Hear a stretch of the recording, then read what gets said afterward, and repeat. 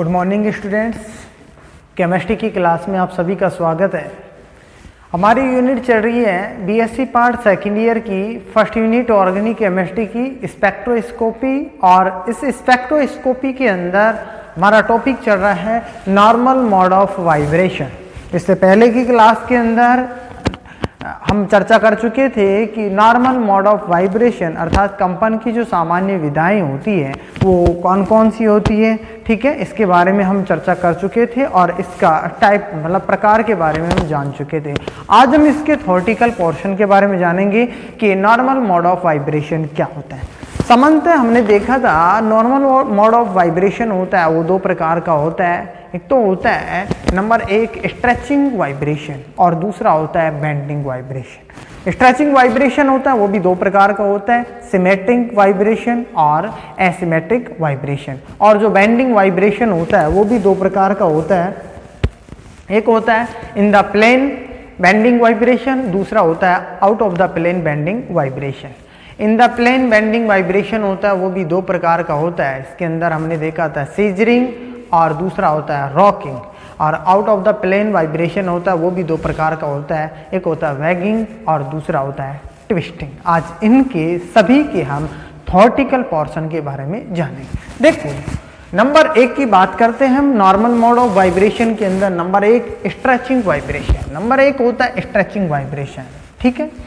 वे आणविक कंपन जिनमें बंद कोण का मान तो स्थिर रहता है लेकिन बंद लंबाई का मान परिवर्तित होता है, तनन कंपन या स्ट्रेचिंग वाइब्रेशन कहलाते हैं। अर्थात इनके अंदर जो बंद कोण का मान तो क्या रहता है, स्थिर रहता है, और बंद लंबाई क्या हो जाती है, परिवर्तित होती है। तो इसे हम क्या कहते हैं, तनन कंपन कहते हैं। अर्थात इसके दौरान, इस तरह के कंपन के दौरान अणु या परमाणु मूल केंद्र होता है उससे या तो दूर जाते हैं या फिर पास आते हैं, जिससे बंद दूरी में क्या होता है, परिवर्तन होता है, ठीक है।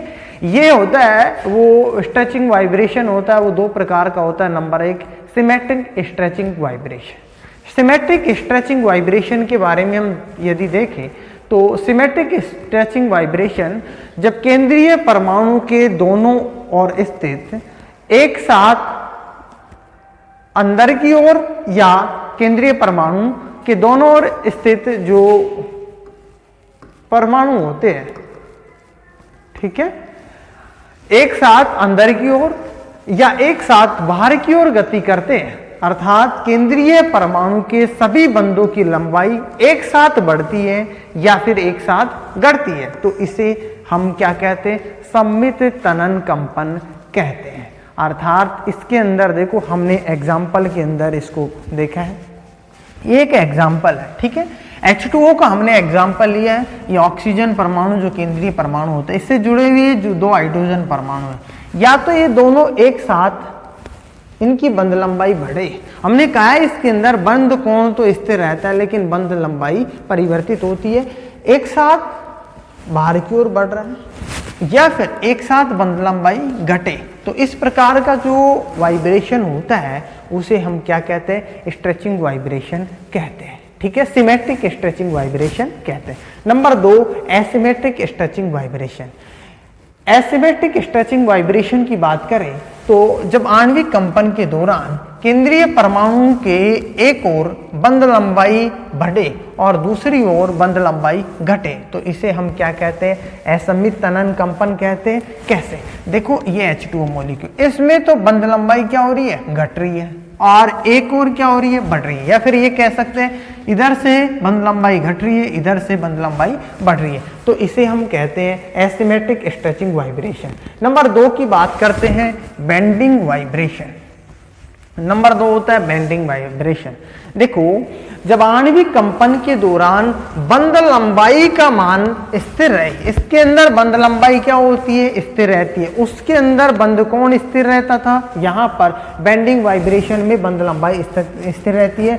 बंध लंबाई का मान स्थिर हो एवं बंध कोण का मान क्या हो जाए, परिवर्तित हो, तो इसे हम बंकन कंपन कहते हैं, बेंडिंग वाइब्रेशन कहते हैं। ये दो प्रकार का होता है, in the plane bending vibration और दूसरा होता है out of the plane bending vibration. In the plane bending vibration होता है वो भी दो प्रकार का होता है, सीजरिंग बेंडिंग वाइब्रेशन। देखो कैची नुमा की हम बात करते हैं सीजरिंग, जब बंकन कंपन के दौरान केंद्रीय परमाणु से जुड़े हुए परमाणु तल में एक साथ अंदर की ओर या एक साथ बाहर की ओर गति करते हैं तो इसे हम सीजरिंग बेंडिंग वाइब्रेशन कहते हैं।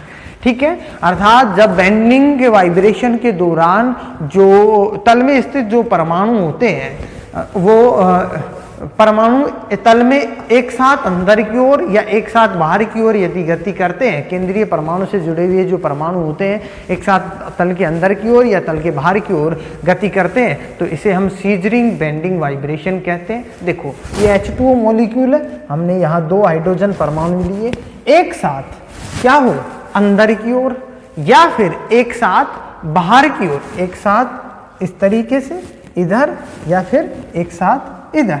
ठीक है, यदि वाइब्रेशन करते हैं तो इसे हम कहते हैं सीजरिंग बेंडिंग वाइब्रेशन कहते हैं। ठीक है, नेक्स्ट इसके अंदर एक साथ अंदर की ओर और एक साथ बाहर की ओर यदि गति करते हैं तो उसे हम सीजरिंग बेंडिंग वाइब्रेशन कहते हैं। देखो एक साथ ये दोनों एक साथ अंदर आ रहे हैं और ये दोनों एक साथ बाहर जा रहे हैं। ठीक है, ये होता है सीजरिंग बेंडिंग वाइब्रेशन। दूसरा होता है रॉकिंग बेंडिंग वाइब्रेशन, जब केंद्रीय परमाणु से जुड़े हुए परमाणुओं में से एक अंदर की ओर और दूसरा बाहर की ओर गति करता है तो इसे रॉकिंग बेंडिंग वाइब्रेशन कहते हैं। ये कैसे होता है, देखो इधर हम समझा सकते हैं इसको, जैसे ये ऑक्सीजन, ये हाइड्रोजन, ये हाइड्रोजन, इसके अंदर एक साथ या तो इधर एक तो अंदर की ओर तो दूसरा बाहर की ओर, या फिर एक ये अंदर की ओर तो दूसरा बाहर की ओर, इस प्रकार से यदि गति करते हैं तो इसे हम रॉकिंग बेंडिंग वाइब्रेशन कहते हैं। ठीक है, नंबर 2 की बात करेंगे हम, out of the plane vibration. यह दो प्रकार का होता है out of the plane vibration. Number 1 wagging. ठीक है, अब देखो इसके अंदर जब किसी आणविक कंपन के दौरान केंद्रीय परमाणु से जुड़े हुए दोनों अणु एक साथ तल के ऊपर की ओर या फिर एक साथ तल के नीचे की ओर कंपन करते हैं तो इसे हम वैगिंग कहते हैं या वैगिंग बेंडिंग वाइब्रेशन कहते हैं। अर्थात एक साथ तल के ऊपर की ओर एक साथ तल के नीचे की ओर। देखो किस प्रकार से यह ऑक्सीजन परमाणु है, 2 हाइड्रोजन है, एक साथ इस ऑक्सीजन परमाणु से हाइड्रोजन ऊपर की ओर जिसको हम प्लस से प्रदर्शित कर रहे हैं, या तो ऊपर की ओर या फिर एक साथ तल के नीचे की ओर जिसको हम माइनस से रिप्रेजेंट कर रहे हैं। ठीक है, यदि कंपन करते हैं तो इसे हम वैगिंग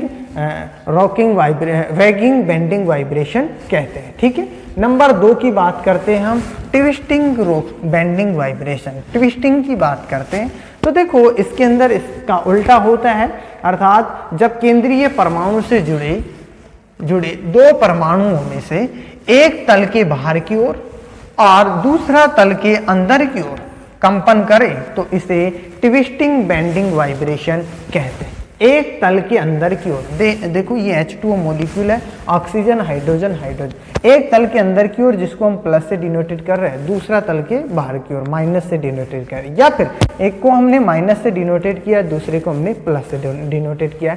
ठीक है, तो इस प्रकार से इनके अंदर यदि इनके अंदर इस प्रकार से वाइब्रेशन पाया जाता है, बेंडिंग वाइब्रेशन पाया जाता है तो इसे हम ट्विस्टिंग बेंडिंग वाइब्रेशन कहते हैं। ठीक है, तो यहाँ हमने देखा है कि नॉर्मल मोड ऑफ वाइब्रेशन कितने प्रकार का होता है और किस किस प्रकार से कैसे इनके अंदर वाइब्रेशन पाया जाता है। ठीक है, ये हमने थ्योरेटिकल पोर्शन की बात की है। नेक्स्ट क्लास की बात करते हैं, नेक्स्ट टॉपिक की बात करते हैं नेक्स्ट क्लास के अंदर। Thank you.